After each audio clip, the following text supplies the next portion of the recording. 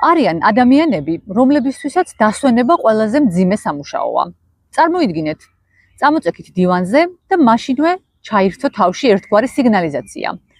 ფარდები რომ მქონდა დასარეცხი, დასარეკი მქონდა და მოსაკითხი მყავდა ის ადამიანი. ან აი ეს ფაილი ბარემ დღესვე რომ დამესრულებინა სამსახურის. ხომ ჯობდა? ან წამოწექით, ხელში მაშინვე ტელეფონი აიღეთ, ოღონდ ბოლომდე არ წევხართ რა, არც ზიხართ, არც წევხართ, ეს ერთგვარი საფირმო ილეთია, როდესაც თითქოს ისვენებთ, მაგრამ ბოლომდეც არ ისვენებთ.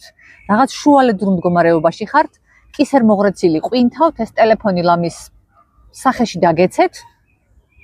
ოთახში 1000 რამე ანთია, ციმციმებს, წკაპუნობს, შიშინებს, ხმაურობს. ეს დასვენება არ არის. რატომ დავკარგეთ დასვენების უნარი?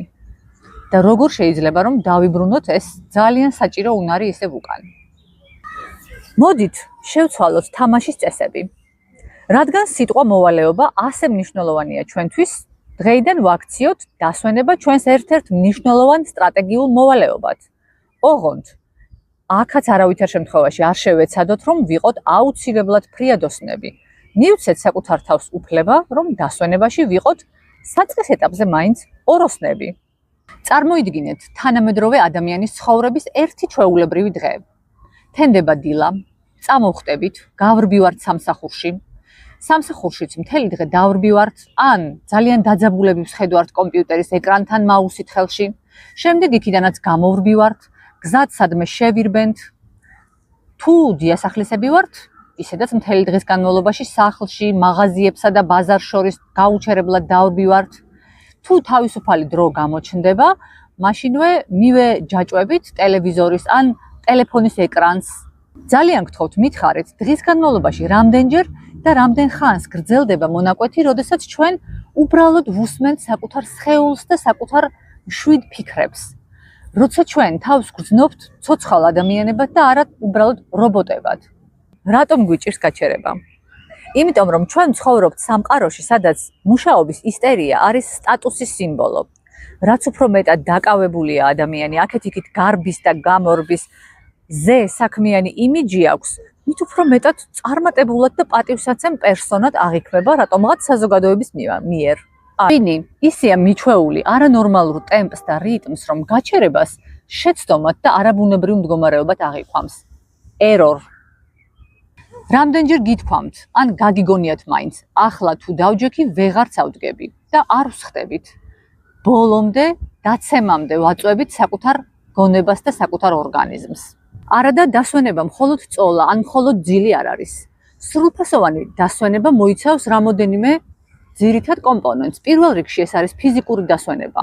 როცა ჩვენ არა მხოლოდ ვწევართ, ან გვძინავს, არამედ როცა ჩვენი სხეული და კუნთები არის მთლიანად მოდუნებულ და მოსვენებულ მდგომარეობაში.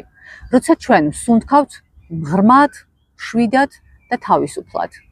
გონებრივი შესვენება. ჩვენი გონება მუდმივად დაცურავს ინფორმაციის უზარმაზარ ოკეანეში და გონებრივი შესვენება ნიშნავს ყურადღების სრულიად გათიშვას გარესამყაროსაგან. სხვათა შორის საინტერესოა, რომ თურმე, როდესაც ჩვენ ვფიქრობთ, რომ არაფერზე ვფიქრობთ, სწორედ მაშინ აქტიურდება ტვინის ერთი განსაკუთრებული უბანი, რომელიც პასუხისმგებელია ადამიანის კრეატივზე და განსაკუთრებით საინტერესო იდეების გენერირებაზე. დასვენების შემდეგი კომპონენტი ემოციური თავისუფლებაა, როდესაც ჩვენ ვართ მოდუნებულები და არ ვზრუნავთ საკუთარი იმიჯის შენარჩუნებაზე, ვართ ახლობლებთან, საყვარელ ადამიანებთან, ნამდვილ მეგობრებთან, შვიდად ვართ. თანამედროვე ადამიანებმა ლამის მთლიანად დავივიწყეთ სრულფასოვანი დასვენების უმნიშვნელოვანესი კომპონენტი სენსორული დეტოქსი. აი სწორედ ის მდგომარეობა, როდესაც ჩვენს გარშემო არაფერი შიშინებს, ხმაურობს, ანთია, ციმციმებს, სრული სიჩუმე, სიბნელე და სიმშვიდე ყველანაირი გაჯეტების გარეშე. შემოქმედებითი შთაგონება. როდესაც ჩვენ ვხატავთ, ვკითხულობთ, ვწერთ რაიმეს ყოველგვარი შეფასების მოლოდინის გარეშე.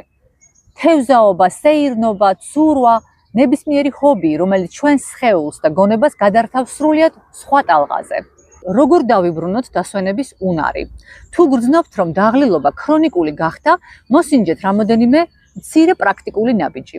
ჩაინიშნეთ დასვენება კალენდარში. ნუ დაელოდებით შაბათ-კვირას, შვებულებას, განსაკუთრებულ დღეს, გამოყავით ყოველდღიურად თუნდაც ძალიან მცირე მონაკვეთი, როდესაც გეცოდინებათ თქვენს და ყველას გარშემო, რომ ეს არის თქვენი დასვენების წუთები.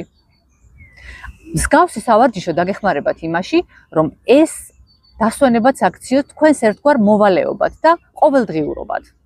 დავარქვათ ჩვენს შფოთვას სახელი, როდესაც დივანზე ვწევართ და მოდის ღელვის ტალღა, რომ ახლა რაღაცა გვაქვს გასაკეთებელი, ჩვენს თავს უთხრათ, აი ახლა იღვიძებს ჩემი პატარა საყვარელი ფრია დოსანი, რომელიც ცდილობს რომ ჩამაშხალმოს ჩემი დასვენების 10 წუთი.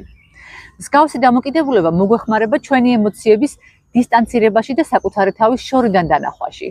მესმის, რომ თავიდანვე დიდი ხნით ნამდვილად ვერ მისცემთ საკუთარ თავს უფლებას, რომ სრულფასოვნად დაისვენოთ. გააკეთეთ მინი პაუზები. 5 წუთი აივანზე ან ეზოში, 10 წუთი გაჯეტების გარეშე, მშვიდი მუსიკის ატმოსფეროში. მსგავსი მინი პაუზები მისცემს ტვინ სიგნალს, რომ დასვენება არ ყოფილა საფრთხის შემცველი. შევცვალოთ ფიქრი. ნაცვლად იმისა, რომ ჩვენს თავს ვუთხრათ, მე ახლა დროს ვკარგავ, გავუმეოროთ საკუთარ თავს, მე ახლა ვისვენებ, რათა ხვალინდელ დღეს შევხვდე უფრო დასვენებული, აღდგენილი ენერგიით და ძალით. ჩემი საყვარელი ნაწილი, დავიჭიროთ პატარა კაიფები, ეს სიტყვა უნდა ვახსენო. შენიშნეთ ყველა ლამაზი აყვავებული ხე და ბუჩქი. ღრმად შეისუნთქეთ ყავის სურნელი. ახედეთ ვარსკვლავებიან ცას, რომელიც დიდი ხანია ალბათ უკვე არ დაგინახავთ. გაიხსენეთ სასიამოვნო მოგონებები თქვენი ცხოვრებიდან და დაატკბით მათი გახსენებით. გვახსოვდეს, რომ სამყარო არ დაიქცევა და არავინ არ დაიღუპება, თუ ჩვენ 15 წუთით გავითიშებით პირიქით. სამყარო ძალიან მალე მიიღებს გაცილებით უკეთეს ადამიანს, უფრო დასვენებულს, თავისუფალს, ლაღს, შვიდს და ხალისიანს. და გახსოვდეთ ისიც, თქვენ არ გჭირდებათ დასვენების უფლების დამსახურება.